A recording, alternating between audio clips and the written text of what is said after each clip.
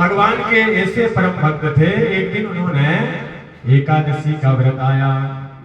बोलिए कृष्ण कन्हैया लाल की।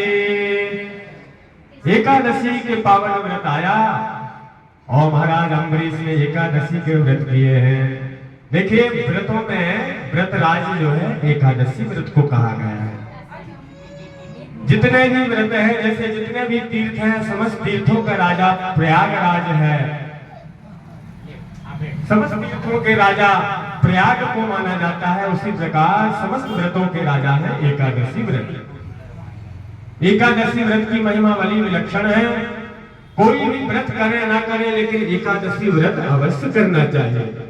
इसलिए कि उस दिन भगवान कहते हैं कि एकादशी में जितने भी संसार में जो पाप होते हैं, वो समस्त पाप एकादशी के दिन जाकर के अन्न में जो है समाहित हो जाते हैं।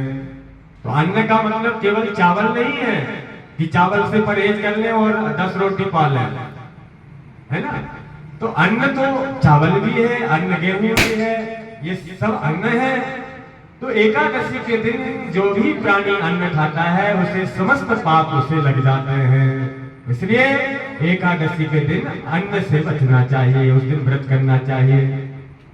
समस्त नर नारी के लिए केवल छोटे 8 वर्ष से छोटे बच्चे को नहीं करना चाहिए, गर्भवती स्त्री को नहीं करना चाहिए, और 60 वर्ष से ज्यादा आयु जिनका हो जाए, अगर वो असमर्थ है, ऐसे दादा दादियों को भी व्रत ना करें तो उनको पाप नहीं लगता। लेकिन शरीर की इंद्रिय अगर हमारा सुचारू रूप से बराबर चल रहा है, समस्त इंद्रियां अपनी काम कर रही हैं, और ऐसे अवस्था में अगर हमने व्रत का अगर त्याग किया तो निश्चित रूप से हमें प्रायश्चित लगेगा। तो आज महाराज अम्बरीश एकादशी का व्रत किए हैं, और एकादशी के व्रत करने के बाद दूसरे दिन प्रातः काल उन्होंने सुंदर स्नान आदि संध्या किए, भगवान का पूजन किया, और पारण करने ही वाले थे उतने में ही महर्षि दुर्वासा जी अपने समस्त शिष्य परिकरों के साथ में वहां पदार्पण उनका हो जाता है। बोली भक्त वत्सल भगवान की जय। दुर्वासा यमुना कूला कृतावस्यकया गतः राज्ञाभिनन्दित तस्य भुवने चेष्टितं धिया मन्युना प्रचलद्गात्रो भृकुटे कुटिलानना बभूक्षितस्य सुतरां गताञ्जलिर्भासतो। दुर्वासा जी का जैसे पदार्पण हुआ, महाराज अम्बरीश देख करके बड़े अभिभूत हुए, प्रसन्न हुए कि आज चलिए हमारे घर संत भगवान का पदार्पण हुआ है। सुंदर उन्होंने उनका अभिवादन किया, सुंदर आसन दिए, चरण प्रक्षालन किए।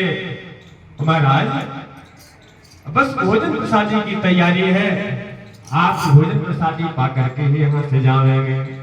दुर्वासा जी ने कहा कि नहीं नहीं महाराज अम्बरीश, अभी हम अपने नित्य नैमित्तिक क्रियाओं से निवृत्त नहीं हुए हैं, अभी हम यमुना जल में स्नान करके और संध्या वंदन करके आते हैं, जब तक भोजन की तैयारी लगाओ। इतना कह करके ऋषि दुर्वासा अपने समस्त परिकरों के साथ में जाकर के सुंदर स्नान किए, स्नान करके और संध्या वंदन करने लगे। और यहाँ तब तक महाराज अम्बरीश मन में विचार कर रहे हैं कि एकादशी का व्रत तो पूर्ण हुआ, आज द्वादशी है, और द्वादशी को निश्चित समय में अगर हमने पारायण नहीं किया तो एकादशी का पुण्य हमको प्राप्त नहीं होगा। और ये समय निकला जा रहा है, क्या करें। और किसी अतिथि को निमंत्रण करने के बाद में अगर हम स्वयं पहले भोजन पा लेते हैं तो हमें अपराध लग जाएगा। क्या किया जाए, तो मन में सोचा व्रत खोलने की 3 विधि है, बहुत ध्यान से सुनिएगा। कथा तो आप लोग सब जानते हैं, लेकिन विधियों को ध्यान से सुनेंगे तो वो काम आएगा। कोई भी व्रत करते हैं उसके व्रत खोलने की 3 विधि है।